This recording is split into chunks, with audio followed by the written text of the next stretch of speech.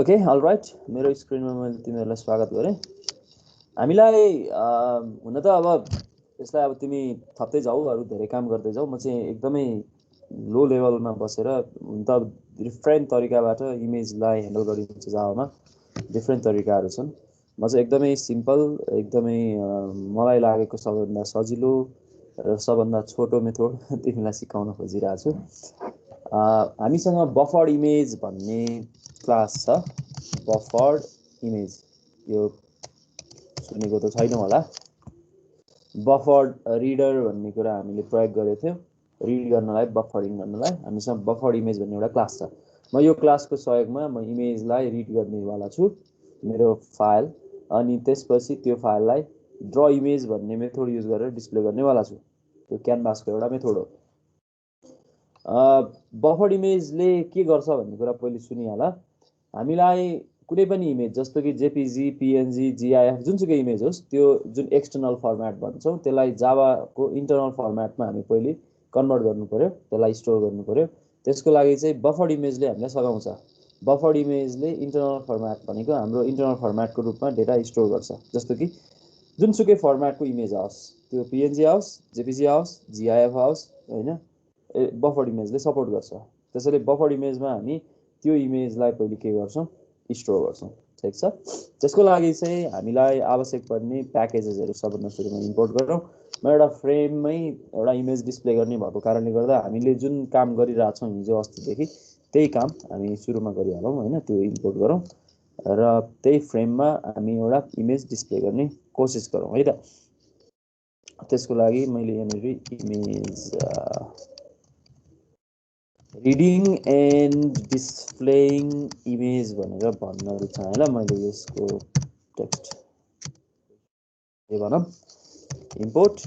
मलाई के कुरा इम्पोर्ट गर्नु पर्यो, AWT import Java dot AWT import गर्नु पर्यो। त्यसपछि इम्पोर्ट जावा डट इभेन्ट पनि ह्यान्डल गरौँ, होइन। डट इभेन्ट डट स्ट्रेक। मलाई इमेजको लागि इम्पोर्ट जावा रिड गर्नु पर्यो फाइल, त्यसको लागि आइओ पनि चाहियो, इनपुट आउटपुटको काम गर्नु पर्यो। त्यसपछि इम्पोर्ट जावा डट मसँग इमेज पनि रिड गर्नु पर्यो, एडब्लुटी डट इमेज भन्ने मसँग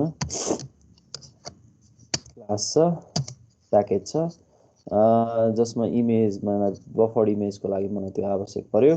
त्यसपछि अर्को छ इम्पोर्ट जावाएक्स डट इमेज आइओ भन्ने छ। इमेज आइओको लागि मलाई यो प्याकेज आवश्यक पर्छ। मैले इमेज रिड गर्नलाई मैले यति प्याकेज थपेको है त, यो 3टा प्याकेज मैले थपेँ। ठिक छ। अब म एउटा काम गरौँ, सिम्पल इमेज डेमो भनेर नाम राखेँ मैले, सायद यो नामहरू छैन होला योभन्दा अगाडि। एक्सटेन्स फ्रेम, म फ्रेम राख्नेवाला छु। हामीले फ्रेम त प्रयोग गरेकै छौँ, होइन। तपाईँले सेभ गरौँ ल, इमेज डेमो।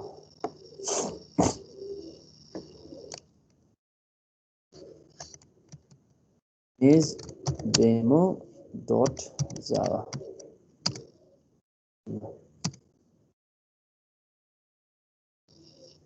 मलाई एउटा कन्स्ट्रक्टर चाहियो, public image demo.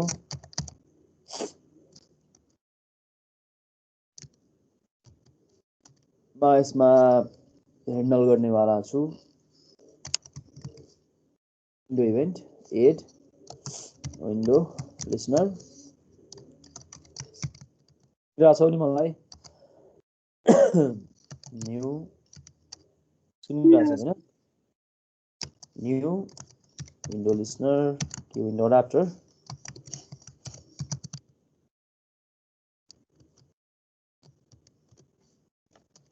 Copy paste गरेको नि हुन्थ्यो होला, ठिकै छ। म सुरुदेखि लेखेँ, तिमीलाई पनि अलिकति रिभाइज हुन्छ। के गर्नुपर्छ मैले यहाँ बिर्सेँ मैले। कसले भन्छ विन्डो क्लोजिङ ओके विन्डो क्लोजिङको लागि लेखेको किनकि मलाई त्यो फ्रेम त क्लोज गर्नु पर्यो होइन विन्डो इभेन्ट डब्ल्युई मलाई एक्जिट गरिदिनु छ system dot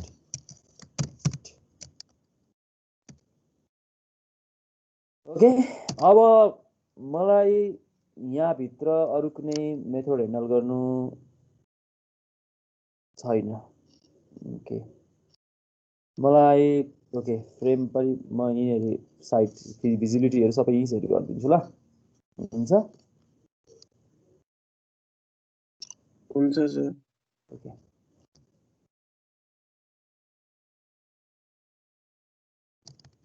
set visible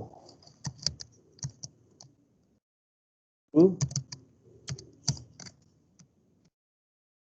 set size okay 600 by 600 के राख्दिउँ ल जति राख्दिन्छ तिम्रो इच्छा हो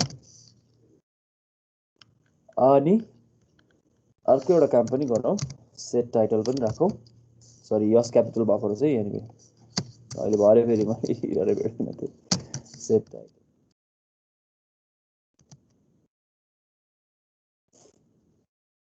इमेज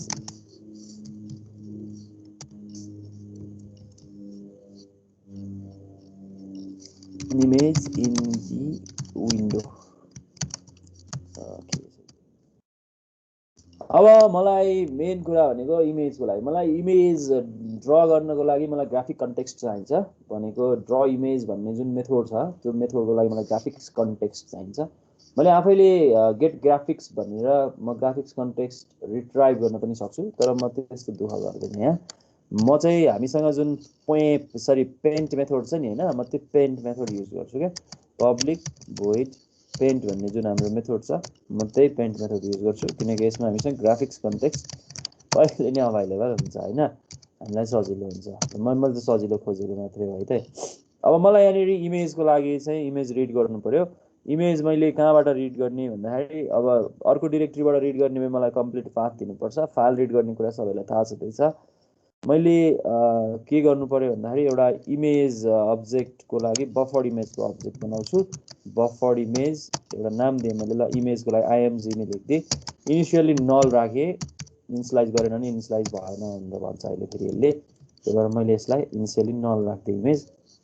यो इमेज मलाई रिड गर्नु छ कहाँबाट भन्दा फाइलबाट रिड गर्नु छ त्यो रिड गर्न मलाई सघाउँछ इमेज आइओ भन्ने क्लासले इमेज आइओ भन्ने क्लास छ हामीसँग त्यसबाट हामीसँग रिड भन्ने एउटा मेथड छ सिम्पल छ केही छैन मैले यहाँबाट अब फाइल सिधै रिड गर्न सक्छु मैले एउटा न्यू फाइल रिड गर्न सक्छु सिधै फाइलको नाम म यहाँ दिन सक्छु सिधै मैले सेम डिरेक्टरीमा राखेको छु भने सेम डिरेक्टरीबाट सिधै रिड गर्न सक्छु खै म एउटा इमेज खोज्छु मेरो कम्प्युटरमा इमेज कतै होला टियुको लोगो कता देखिरहेको थिएँ म वन ड्राइभ भित्र राखेको छु कि जस्तो लाग्छ ल त्यो mrc.png भन्ने मसँग एउटा इमेज छ यसलाई मैले कपी गरेँ म यसको पाथ दिदिनँ यो त्यो मेरो डिरेक्टरीमा mrc को 2017 को डिरेक्टरीमा लगेर राख्छु ल पहिले मलाई सजिलो हुन्छ एक्सेस गर्नलाई मेरो वर्किङ डिरेक्टरीमै भयो भने हैन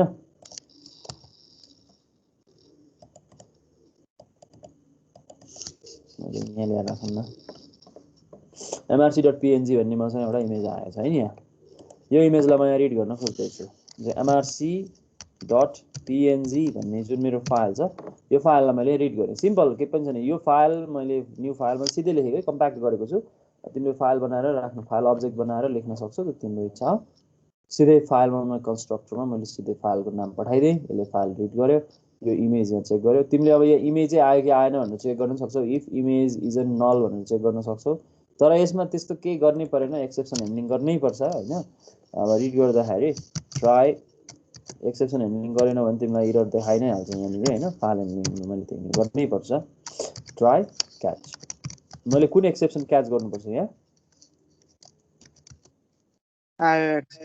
आइओ एक्सेप्सन यस आइओ एक्सेप्सन ई भन्नेहरु चाहिँ केही एरर छ भने डिस्प्ले गरिहालौँ यहाँनिर के यहाँ सिस्टम त लेख्नु भएन, यहाँ त मलाई डिस्प्ले गर्नु छ, मैले कहाँ डिस्प्ले गर्ने भन्ने कुरा हो। ड्र स्ट्रिङ गरिदिएँ ल मैले, जी डट ड्र स्ट्रिङ छँदैछ, ड्र स्ट्रिङ यहाँ अभाइलेबल भइ नै हाल्छ।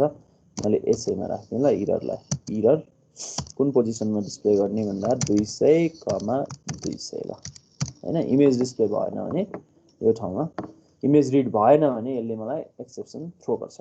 त्यो एक्सेप्सन मैले यहाँनिर यसरी डिस्प्ले गर्न सक्छु। अब एक्सेप्सन थ्रो भएन भने मैले यो इमेजलाई ड्र गर्नु पर्यो। ड्र गर्न सिम्पल छ, एकदमै सिम्पल। जी डट मलाई ग्राफिक्स कन्टेक्स्ट चाहिने, त्यो जी छँदैछ। ड्र इमेज भन्ने नै मसँग मेथड छ, क्यानभासको मसँग यो मेथड अभाइलेबल छ। यसमा 4वटा यो दुई किसिमको छ, यसको ओभरलोडेड भर्जन छ। एउटामा चाहिँ साइज पनि राख्न मिल्छ, कुन साइजमा इमेज डिस्प्ले गर्ने, डेस्टिनेसनको इमेजको कुन साइजमा डिस्प्ले गर्ने, सोर्समा आएको इमेजको साइज र डेस्टिनेसनको इमेजको साइज हामी यहाँ अभाइलेबल गराउन सक्छौँ। त्यही अनुसारले उसले एडजस्ट गरिदिन्छ ड्र इमेजले हैन। त्यो म गर्दैन अहिले, तिमीलाई त्यो एक्सप्लोर गर्न मन लाग्छ गर। म चाहिँ सिम्पली के गर्छु भने कुन इमेज डिस्प्ले गर्ने हो, इमेजको अब्जेक्ट, बफर्ड इमेजको अब्जेक्ट, त्यसपछि कुन कोअर्डिनेटमा डिस्प्ले गर्ने, इनिशियली मलाई 00 नै भन्छु, पोजिसन 00 मै डिस्प्ले गर्दै भन्दैछु।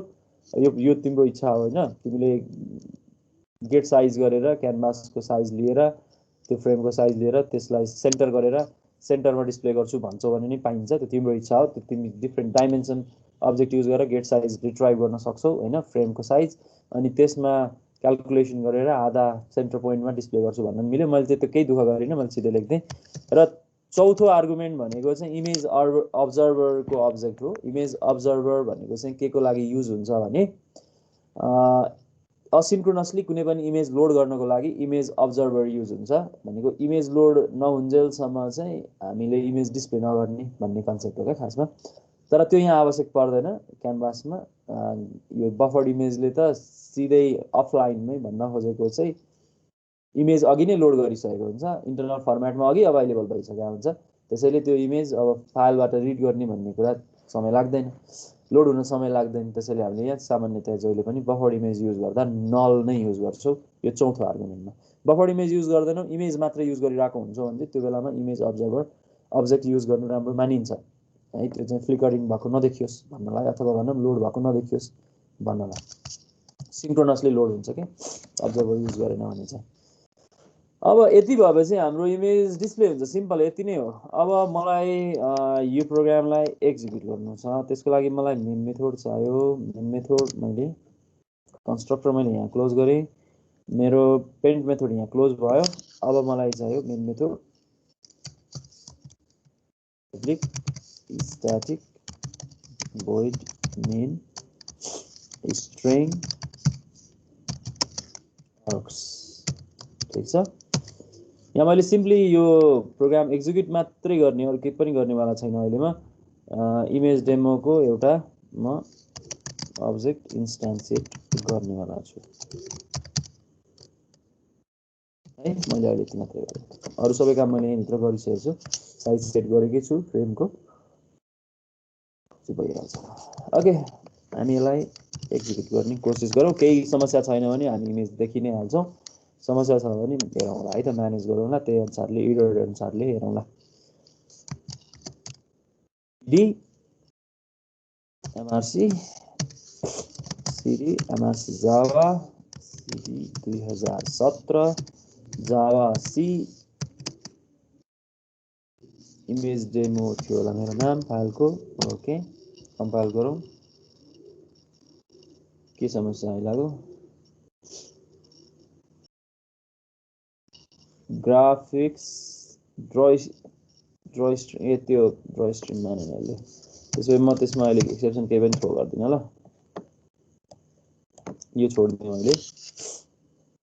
यो अब त्यहाँ लेबल बनाएर एउटा लेबल राखेर लेबलमा डिस्प्ले गर्दा अथवा केहीमा डिस्प्ले गर्नु राम्रो हुन्छ, अथवा डायलग बक्समा डिस्प्ले गरे पनि हुन्छ। अहिले मैले गरिनँ ल, यो एक्सेप्सन थ्रो गरिनँ। यहाँ ड्र स्ट्रिङ चाहिँ यसले यहाँनिर मानेन, किनकि मैले ड्र स्ट्रिङ भनेर अब कहाँ डिस्प्ले गर्ने भन्ने हुन्छ नि त होइन। त्यो नगरौँ, एप्लेट विन्डो जस्तो भएन, यसले काम गरेन यहाँनिर फ्रेममा। ल मैले यो बन्द गरिदिएको छ, मैले त्यहाँ केही पनि राखिनँ ल, ब्ल्याङ्क। अब त्यो एक्सेप्सन आयो भने त्यसले प्रोग्राममा एक्सेप्सन डिस्प्ले भएन, कस्टम म्यासेज चाहिँ डिस्प्ले भएन। त्यो गरौँला। त्यो मैले यहाँ समय बचाउनलाई मैले त्यहाँ सिधै लेख्न खोजेको त्यो त्यहाँ लेख्न त्यो कन्टेक्स्टमा लेख्न मिल्दैन भन्ने कुरा जावाले जानकारी गरायो होइन। अब जम एक्जिट ड्राइभमा बेकार एक्जिट लेखेको छु त्यहाँनिर कस्तो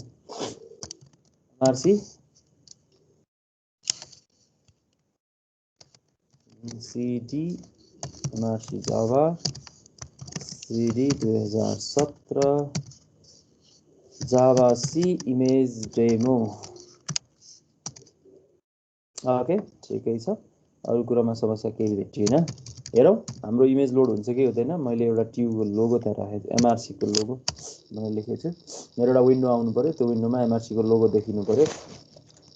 00 मा मैले डिस्प्ले गर्ने कोसिस गरेको छु। 00 मा गराएर यो चुचुमाथि गयो, मैले इमेज डिस्प्ले गर्न सक्छु। अब यसको पोजिसनिङ तिमी आफूले गर्न सक्छौ, यसको स्केलिङ गर्न सक्छौ। मैले भनिहालेँ त्यसमा ओभरराइड गर्न मिल्छ। अर्को एउटा मेथड पनि अभाइलेबल छ ड्र इमेजमा, हामीले सोर्स र डेस्टिनेसनको साइज पनि हामी अभाइलेबल गराउन सक्छौँ है। ओके मैले अब तिमीले यो फाइल ओपन गर्नलाई हिजोको जुन फाइल डायलग युज गर्न सक्छौ। फाइल डायलग युज गरेर त्यसबाट गेट फाइल भन्ने मेथड युज गरेर त्यो गेट फाइलबाट आएको फाइलको नाम तिमी यो प्यारामिटरमा पास गर्न सक्छौ। युजरलाई जुनसुकै इमेज चुज गर्न दिन सक्छौ, उसले चुज गरेको इमेज डिस्प्ले गरिदिन सक्छौ, त्यो म्यानेज गर्न सक्छौ। हिजो अस्तिको कुन क्लासमा मैले फाइल डायलगको कुरा तिमीसँग सेयर गरेको छु तिमीलाई याद छ होला होइन। त्यहाँबाट तिमी रिड गरेर त्यो फाइल डायलग यु देखाइदिएर त्यहाँबाट फाइल चुज गरेर त्यो फाइल तिमी यहाँ आर्गुमेन्टमा पास गर्न सक्छौ। हो सर यसमा नि कन्टेनर जस्तो बनाएर गर्न मिल्छ कि मिल्दैन सर? मिल्छ मिल्छ। एउटा प्यानल यसमा एड गर्न सकिने भयो।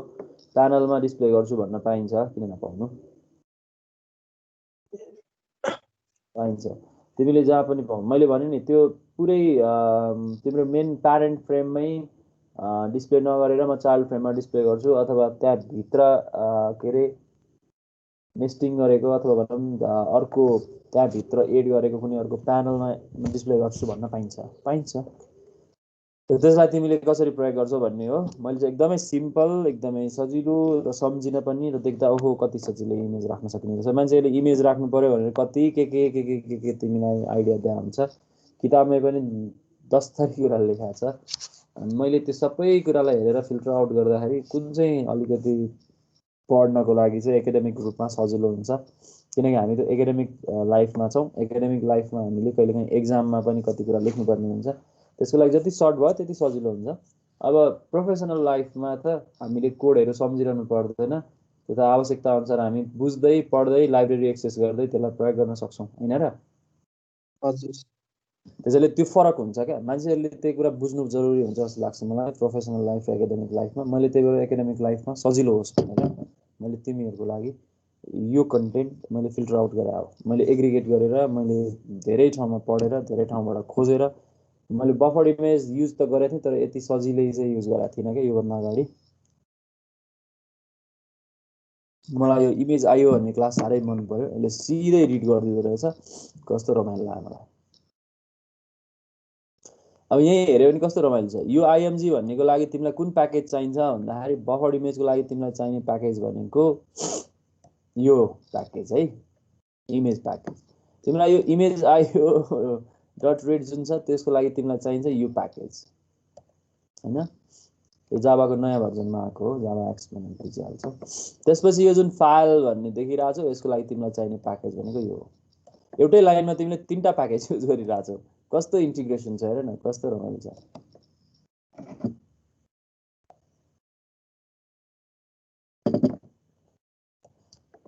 ओके तिमी त्यो फाइल डायलगको कामहरू गर, मैले तिमीलाई इमेज देखाउने कोसिस गरेँ। अब यसैमा तिमी इभेन्ट्सहरू ह्यान्डल गर्न सक्छौ, इन्ट्रेस्टिङ काम गर्न सक्छौ। जस्तो कि त्यो इमेजलाई पोजिसनिङ गर्नलाई माउस जहाँ गएर क्लिक गर्यो इमेजलाई त्यही पोजिसनमा सार्ने, त्यस्तो जे पनि बनाउन सकिने भयो नि त होइन। यो ड्र इमेजलाई चाहिँ तिमीले माउस इभेन्टसँग ह्यान्डल गर्ने बनाएर डिस्प्ले गर्ने गऱ्यो भने कस्तो रमाइलो हुन्छ, इन्ट्रेस्टिङ हुन्छ होला, थाहा छैन, तिमी ट्राई गर। त्यस्तो कुराहरू तिमी हेर्न सक्छौ। मैले एक्जाम्पलको लागि भन्न खोजेँ, मैले ओरिजिनमा राखेको कारणले गर्दा त्यो अलि माथि काटिए जस्तो देखियो। मैले 30 मा राखेर देखाइदिन्छु, काटिन्न होला।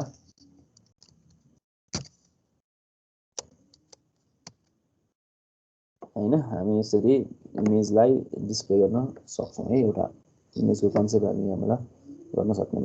त्यही भएर तिमीले आफूले कुनै पनि प्रोफाइल पिकहरू राख्नुपर्ने होइन त्यस्तो खालको एउटा फर्ममा गर्नु पर्यो भने सिम्पली तिमी यसरी प्लेसमेन्ट गर्न सक्छौ, डिस्प्ले गर्न सक्छौ।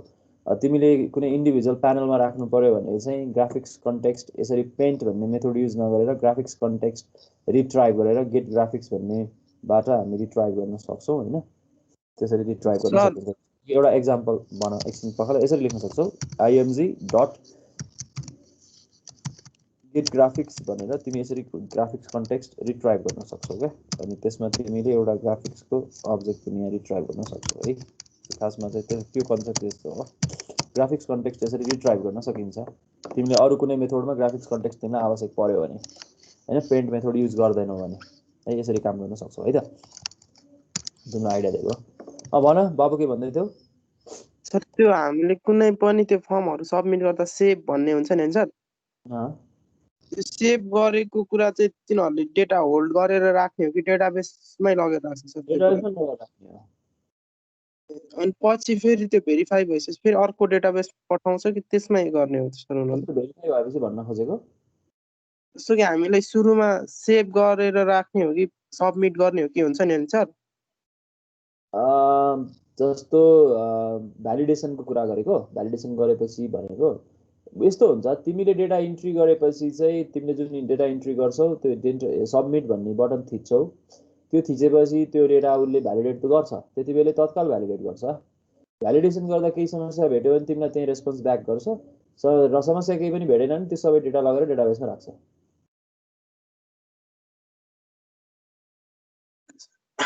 त्यति बेलैको लजिक हो त्यो।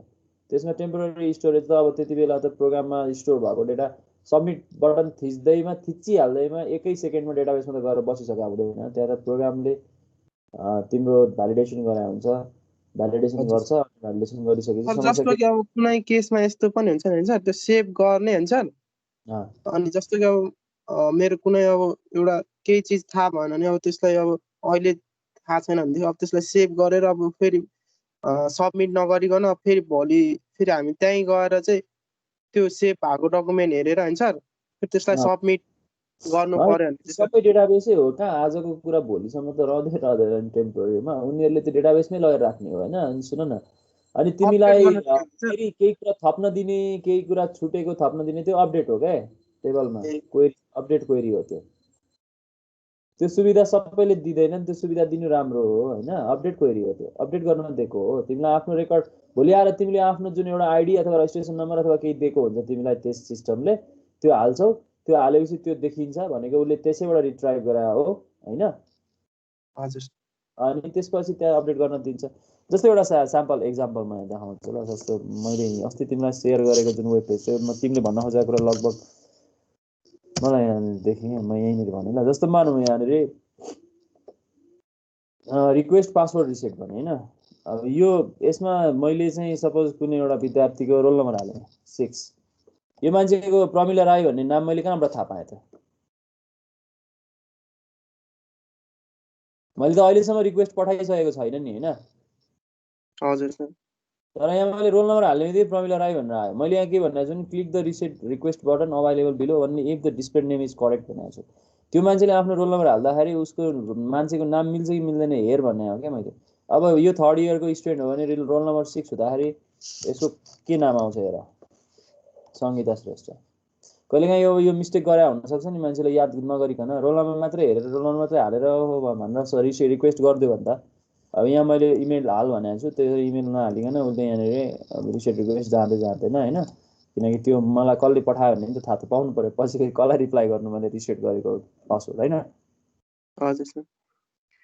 त्यसैले तिमीले भनेको यो इन्फर्मेसन यहाँनिर रिट्राइभ गरिरहेको छु क्या मैले। अब यहाँ 60 हाल्ने बित्तिकै यो मान्छेको नाम चेन्ज हुन्छ।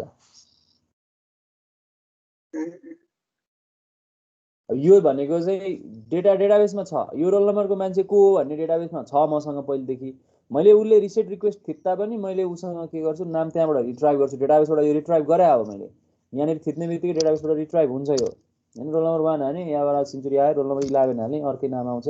रोल नम्बर 111 हालेँ, त्यो अर्कै आउँछ होइन। मैले यहाँनिर अजाक्स युज गराएको छु, त्यसैले यो तत्काल यहाँ रेस्पोन्स आइरहेको छ त्यही बक्सको। हामीले अजाक्स त पढाएको थियौँ मैले।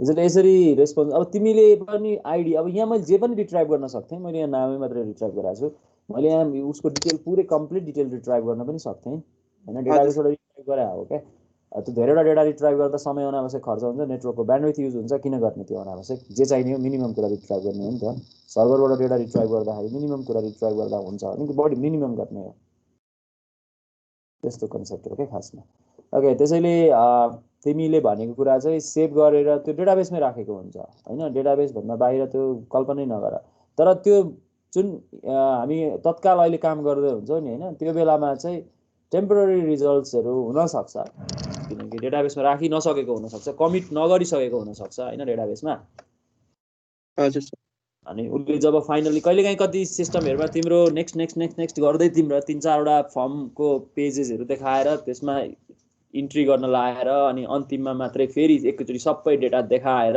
ठिक छ भनेर सोधेर यस भनेर सोधेपछि मात्रै अनि सबमिट गर्न लाउने चलन पनि हुन्छ होइन हो त्यस्तो गर्दाखेरि चाहिँ टेम्पोररीमै सेभ भइरहेको हुन्छ भनेको स्टोर त्यहीँ गरिरहेको हुन्छ सम्झिरहेको हुन्छ प्रोग्रामले नै सम्झिरहेको हुन्छ त्यो अगाडिका मल्टिपल पेजेसहरूको इन्फर्मेसनहरू अनि फाइनल्ली मात्रै अनि तिमीले डेटाबेसमा पठाउँछौ भ्यालिडेट गरेर ट्रिमिङ गरेर अब के गर्नुपर्ने छ क्लिन्जिङ गरेर भनौँ न अनि तिमी पठाउँछौ ओके अरू केही छ भने पनि भन